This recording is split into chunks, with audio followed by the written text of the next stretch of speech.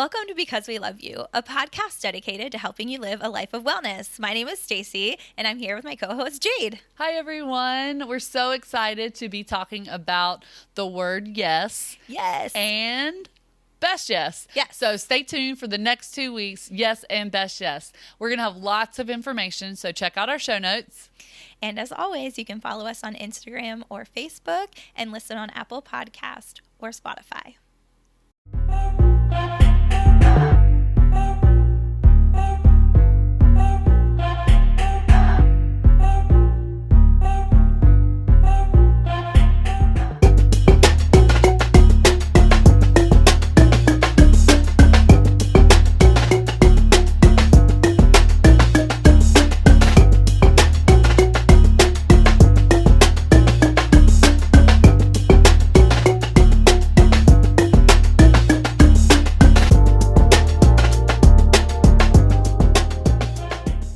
Hi, everyone. We're talking about yes. Yes. Does that feel so good to say? Feels so good. Yes, yes, yes. I know that when I say yes, my kids love it.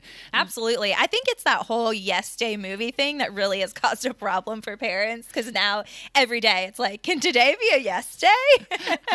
Even before we came up here, Blakely was sitting on the couch with you and she was like, I know my birthday's in like 6 months now, but can my birthday just be a yes day? Yes day? Yes, we all love to hear those yeses. Absolutely. So I'm so interested. Stacy, what would be your perfect yes day? Ooh, okay. So I'm trying to think of all the things I love most. Of course, it would be with people. I know some people it would be alone, but mine would definitely be with people. So my husband and my kids and my friends. And let's see, I would definitely want to eat something yummy and carby for breakfast. Okay. Donuts, maybe, cinnamon rolls, something in that Don't steal genre. mine. Don't steal my yes day. I'm sorry. No, well, maybe we might have the same yes day, which means we might be able to make it happen. Mine would definitely involve a lot of food. Definitely Mexican would be great. Maybe Mexican for lunch and like Chinese or Thai food for dinner. That's very important. Maybe ice cream for dessert. And it would involve a lot of deep conversation and talking and a lot of snuggling. Gosh. This is why we're friends. I know, right? We love all the same things. A lot. What would a lot yours of be? it. What else would you add? Well, You'd add some things I wouldn't, though. Yes, a few things that you wouldn't. I mean, definitely it would be waking up about 9 o'clock because I don't want to wake up too early, but I definitely don't want to like sleep the day away. It would be at the beach, 100%. Ooh, that's the good. sun would be shining, 100%. There would be cinnamon rolls or donuts for breakfast. Yep. We would go out. We would talk and have fun conversation listening to Thomas Rhett and some good country. Love it. I'm thinking after that, though, I think we need to like spice it up a bit and have some conflict and like disagree on something. Like I just want a good, talk hearty about politics with strangers. disagreement and just like work through some things, because it just feels so good to work through some things. And then, take all that aggression out, maybe in some volleyball or some bocce ball and get really mad at people for beating me or just gloat in my amazingness, because that always feels good. And then maybe go back to the pool and relax. Like I've really thought about my yes day. Yeah, I feel like we can make this happen. I love it. I know. These are totally reasonable requests. Lots of good food and then games and playing. And then, but here's where it takes another turn. So after the games, I want to then, and no, you'll still like this. Okay. No worries. But this has to happen because the ending of every good night comes with snuggling and binging like a really good show. Okay. And really I want the husbands and the families to go away at this point. Like, they can stay for all the other stuff, but like kick out at nighttime. I feel like when they binge things it's just not as fun, right? Yeah. Oh man. Let's have a yes day. We can do it. Yes. Okay, we're gonna do it this summer. Well, obviously we have to wait till summer for the sunshine, but so that maybe that bored you. It didn't bore me. I was very stimulated. I was very thinking about my yes day. But when we think about the word yes, it does do something to us. It's like, well, research says it stimulates the brain and it activates the prefrontal cortex. And so there's a Dr. Dan Siegel and or Siegel and Siegel. I don't know. Yeah, you know me and pronunciation. Dan, we love you. Sorry. We love you. He's a doctor, though. And he's done a lot of research with the yes brain. And so, part of his research, he does this experiment at the beginning of some of his talks. And I want to do this experiment with you, Stacy. Okay, here we go. So I want to see. So I am going to have you in just a minute. You don't have to do it now. Okay. And if you are listening to this and you're taking a run, I'm sorry, you can still do this activity. I don't know. But if it's not a safe place and you cannot close your eyes, please be safe. Oh, yeah. If you're driving, definitely. Yes. No, if you're driving. But he does this activity. So I'm going to get you in a few minutes to close your eyes. Okay. And I'm going to say the word no. And I want you to think about how this makes you feel and what emotions you feel during that time, and maybe even how your body reacts to that word. Okay. And then I'm going to say the word yes. And then I want you to tell me how you feel after that. Okay. I got it. All right. So I'm ready. Here it goes. Your eyes are closed at home, and Stacy's in the studio. No. No. No. No. No. No. No. Okay. Yes. Yes. Yes. Yes. Yes. Yes. Yes. Yes. Okay. The last one was a little questionable, but I was very excited. Okay, so how did you feel when the word no was spoken? I mean, obviously there's a difference, right? Like with no, it just, especially how aggressive you were being, it felt bad. But yes felt so good. Of course, we love to hear yes. And I felt like a little smile coming across my face. Like, I don't know, it just felt good. So when we say the word yes, or hear the word yes, sometimes it really does change things. Yeah. And so we were doing some research. What things does it change, Stacy? So a lot of things that I noticed, something we become more confident, which I thought is so important, especially I know some of us, I struggle with that a lot, like not feeling like enough or good enough at certain things. So I thought that was really interesting. You see higher levels of creativity, as kind of we just demonstrated, improved mood is another good one. So that's something that we see. Yeah. Oh, the other thing that we read was about possibilities, that it seems like the world is full of endless possibilities. You're kind of more open to those things when you hear yes. So I think you're more excited about the future, and you're like, what is yet to come and whatnot. So I think that like we know that saying yes is good. And there's even some research, that book by Dr. Dan Siegel, whatever you want to say, in the Yes Brain, it talks about in kids and how they actually function better when we say yes to them more. Not say yes to everything. And you should read the book, because it's not about not saying yes to everything, but it's giving them that endless possibilities and that confidence that they can do this. Yes, you can do this. Yes, you can. So in a world where we sometimes don't want to say yes. Yeah. Many of us struggle with that, saying that. Many of us say yes too much, and we'll talk about that next week. So stay tuned. But how do we know what to say yes to? That's good. And so I think we found several different areas where it should be a yes, right? And the one that I was really interested in was this idea of saying yes to opportunity. And I think, this is something that we struggle with, I think, especially as a woman, underconfidence, imposter syndrome, feeling like I'm not good enough, like it's not, that's not for me. Is that really in my skill set? Just always questioning if I'm good enough for an opportunity that's presented. But I feel like the times in my life when someone's presented an opportunity, something that's good, an opportunity for growth, and I said yes, sometimes I end up even surprising myself at things that I really enjoy and that I'm good at. An important study that this brings to mind is this research. Actually, there was an article a few years ago that I loved in the New York Times, and it was by Greenberg and Stevens Davidwitz. That's a mouthful. But they're an economist and a mathematician, and so they were looking at places where we're overconfident and underconfident.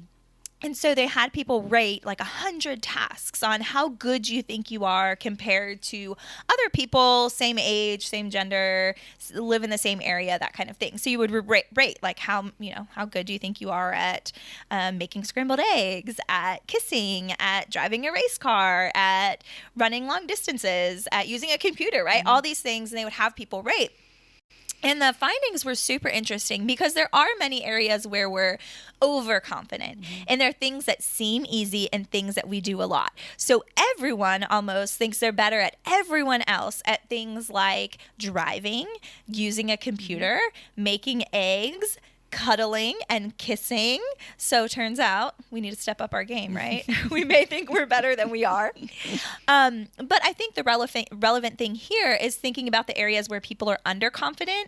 And it's when they think a task is really hard or it's unpracticed, like they never really have done it. So people were really underconfident on things like running long distances, playing soccer, dancing. Yeah, I thought that was an interesting one. I think that public speaking, different things like that, driving a race car specifically. So, when we think about opportunities, I think it's important to remember that if it feels hard, if it's a new thing, if you haven't done it before, don't avoid saying yes just because you don't think you'll be good at it, right? Don't let underconfidence get in the way of a really good yes. Just because you do something a lot doesn't mean you're good at it or that you're the best at it. That's but right. Just because you've never done something before doesn't mean you're bad at it. And that's not what you're supposed to do. And I think it's encouraging too, because if you want to be better at something, or at least feel the confidence that comes, do it more. So do that thing more, say yes, just try it. And you want to be better. I mean, I think we've talked about this we're 14, 15 episodes into this. And we're just now even getting to the tip of the iceberg of like, oh, this is not the most nerve-wracking thing that we've encountered. This is a hard yes. Yes. So say sure. yes. I loved a TED Talk that I listened to by Kame Alexander, and he's a poet. And so he was new into his poetry. And so he was writing a lot of poetry, and he was kind of getting his name out. And someone really high up the totem pole said, liked what they saw and was like, hey, this is really good. Have you thought about writing a book? And he said, he was like, without even thinking, he was just like, yes, for sure. I've thought about writing a book, for sure. And he had never thought about writing a book in his life. But he had this model of the power of yes, the power of opportunity. This is an opportunity, and I don't know how, and I don't know why, and I don't know where I'm going to get all the resources to, but I'm going to say yes to this, because if he thinks I can write a book, then I think I can write a book. I can do this. I love that. And I think it connects nicely to the literature that we just talked about on underconfidence, because what if he would have thought like, I'm not that good yet, or I don't have that much practice, or I've never written a book before, right? And just said no. And I think it's really important. I've heard other people say this and come across this in our reading a little bit, but this idea, like, you shouldn't be the one to say no, right? Like, at least you say yes. And if it ends up being a no, let another person say no, not you. Right? Like, we shouldn't be the first line of no's. We should be yes. In my personal opinion too, and even when somebody says no, maybe rethink that too. But yes, don't let that be a marker. I think about times through my life where my mom has always been a parent who has parent in the yes mode. She's like, if somebody asks you to do that, that means they see that potential in you. You say yes. You say yes. And so I remember even growing up, Jade, can you lead this group? Yes. And those were deer in a headlight eyes if there was a pause there. So it was like, yes, I can. Jade, will you speak? Jade, will you come here? And I think that over time that has built the confidence that we talk about, how the yes can, and is so powerful that somebody else sees that in you, know? So when somebody else thinks that you can do it, then that's an amazing reason to say, well, maybe I can. Maybe I can do this. Good. That's so good. But don't be the parent. Caveat here, don't be the parent that sees that pushes your kids to do the things that maybe they aren't gifted at, because that can be thing. I mean, I just feel like that can be very hard on a kid. Not if you see potential and you see talent, you see gifting, but to push them to do something they don't want to do and maybe they can't sing, that could lead to some some heartache later on. So okay, that's a good exception to the rule, but generally we vote say yes to opportunity, right? Yes. Another one that we came across a lot that I think can be hard to figure out what's the right yes, though, is to say yes to good things, right? Things that are good and right. Yeah. So what does that mean? it's very vague, and I think we can take this in big things. So we just know that there are good things out there to do, but we can't say yes to all the good. And we've alluded to this on past episodes. You know, it's hard. There's a lot of good things that we could be activists for, or that we could be motivators for, but we can't do everything. So picking the good things that we can do something about. But I also like to just think of it in the context of, you know, if there's trash on the ground, pick it up. Yeah. Like, you should say yes to the easy, good things. Yeah. If somebody looks distressed at work or down, take a moment and do the right thing, the good thing, and pause for a minute and say, hey, you look down. Like, what's going on? I'm sorry you're having a bad day. This looks good. I saw this. You know, so I think that we can think about saying, sometimes we're so busy that we don't even want to say yes to the easy good thing. Yeah, that's good. Like day to day, right? When something little or totally reasonable pops up that you can say yes to, that's a good, right thing. Just do it. Yeah. But I also think there are bigger things. I mean, I think there are bigger things that we can say yes to, like volunteering. Yeah. And using some of our time to give to others. Our health. We've talked about this before, like health and fitness. Yeah. And then some of the big ask of our life. What are some, I know that you, like with good things, what are some big good things that you have felt? So, you know, one of the things that sometimes felt like a struggle or felt like a big yes was saying yes to foster care. You know, and it took a lot of time maybe to get there, a lot of reading, a lot of hearing other people's stories, but you know, it really is inspiring. Like if you're thinking about doing something big, look at the stories where people have said yes, because I think that was the biggest inspiration to us as we were considering foster care. But, you know, a couple things that come to mind that were helpful to me. One, I read a lot of posts and blogs by this writer named Jason Johnson. He does a lot of, he has some books now on foster care, but one thing he said was thinking about what the yes cost, right? And so in the context of foster care, you know, we can think about what a yes would cost us, but a yes would cost us way less than what a no would cost children in foster care. And I just could never get that out of my mind, right? Like like saying yes is a cost. It's going to be a financial cost. It's going to be a time cost. It's going to be a huge emotional cost. I think that's the biggest battle. But what is my yes actually leading to in terms of benefits for me and my family and for these children in foster care? You know, saying no would cost them way more. And the other thing I remember as we were wrestling with that yes was I read, this was just like on a random social media post. I wish I remembered who posted it, but, and it may have been Jason Johnson, but the advice was stop praying about things you know God will say yes to. You know, and not to discount the power of prayer, but if you are called to something and you have the resources to say yes, and you know it's the good and right thing, like God is going to say yes to that, right? Like, it's not like, you know, if we have the resources and the calling to do foster care, that God would be like, nope, right? Maybe it's a not right now, but he's not going to say no to those things. And so that was really powerful, because sometimes I think that we can use that as Christians as an excuse. Like, oh, I need to spend time in prayer on this. Like, really, you need to really wonder if foster care is on God's heart, or, you know, we know the things that he thinks are good. There are some things that we have to evaluate when to say yes. Absolutely. So we'll talk about that in the next episode, but it's never wrong to say yes to that, and saying yes to those good things that help others and that motivate. And so we have to be better at recognizing, is this just a good thing? Is this something? And if it's a good thing, then you're not wrong in saying yes. If you go down your checklist and you're like, I can do this, then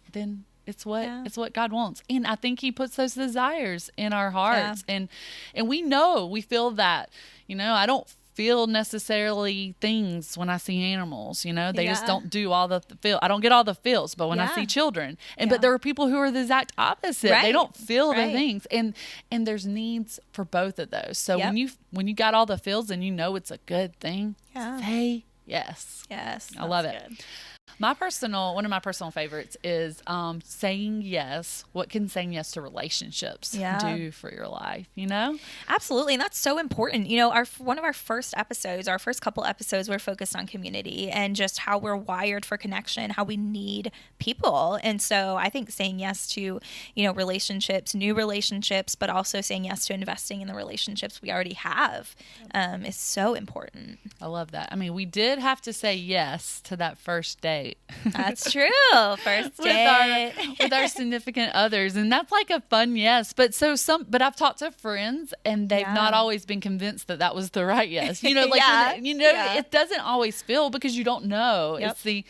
It's the unknown. And I think about like friends or acquaintances or even patients that come in and they kind of say they struggle with relationships. And it's often saying yes to that first encounter that they feel intimidated by the coffee, or they feel intimidated by the ask to go to that concert, and they're not going to know people. And there's so many emotions that maybe keep people back. But this episode and what we're trying to say is like that yes can be so powerful, and it can just really open up opportunities for great relationships. And we know that we need those great relationships. Absolutely. And, you know, I think about too, you hear this a lot. I hear this a lot now is, you know, in our age group where people say as an adult, it's so hard to make friends. And, you know, and I think that's true. I think it is hard. And I think that's a whole nother episode, right, that we could do. But I think that part of it is just, saying yes. There's so many times we say no to, like you said, going to coffee with a new friend, starting to walk or exercise with someone new, starting to go to a small group or a women's group or a men's group. And there's so much emotion and fear and, you know, we're scared of being vulnerable, stuff like that. But I had a friend, a long time friend, like probably 13 years ago, and she has a really funny story because I had met her at church for the first time, and I had invited her to my small group, and I was like, "Hey, you should come. You and your husband should totally come." Yeah.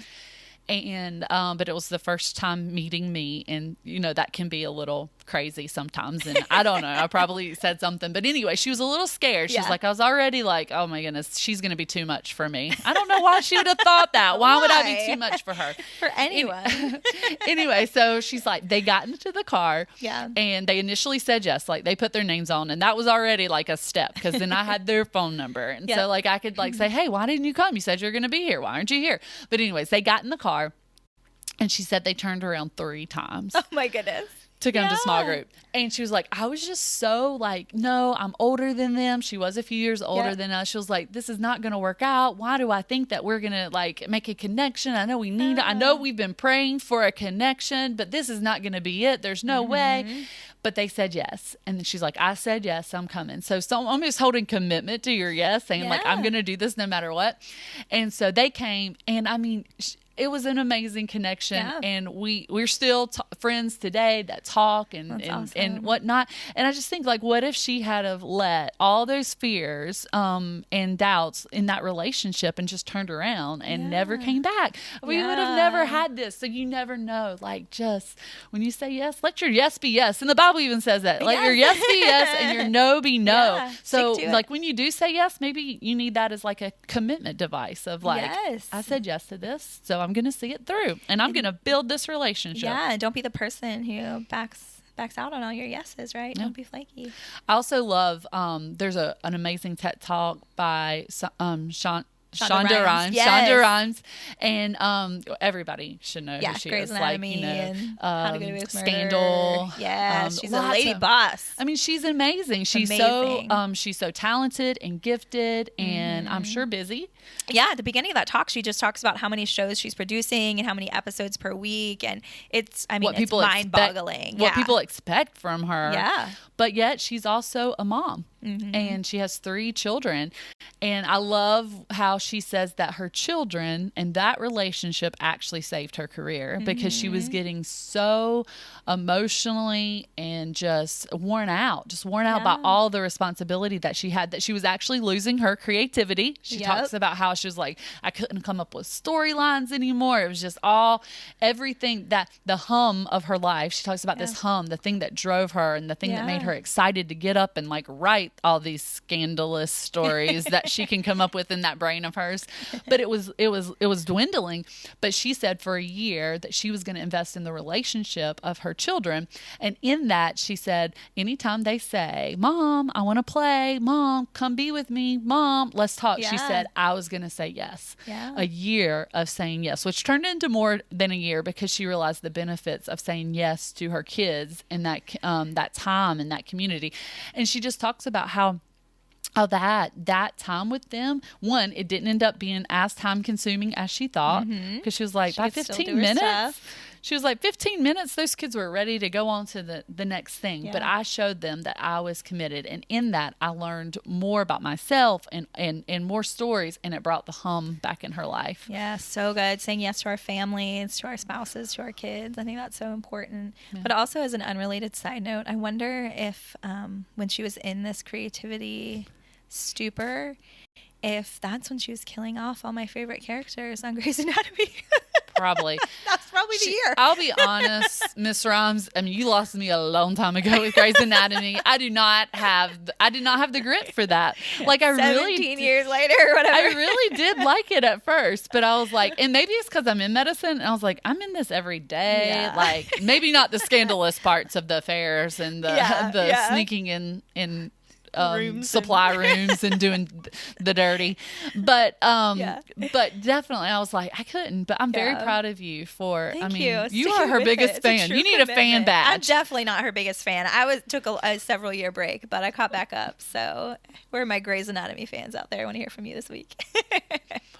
But the last one we want to talk about, right? What do we say yes to? Has to be one of your favorites. Say yes to fun. Say yes to fun. I think this is just totally a lost art by adults. I mean, I think that's maybe even the biggest thing I want to do in this life is to show adults that they can literally have fun. Like, we do not have to believe. We even said this, we need to make adult sleepovers normal. Yes. Like, what the mess? Why do our kids get to go to sleepovers with friends and do all these fun things and stay up all night? But us adults, we've got to be prim and proper and stay at home. Responsibilities. And we have things we have to do. We need to be laying beside our husband every night in bed. I do want to do that most nights, but some nights I want a girl sleepover. Okay, I digress.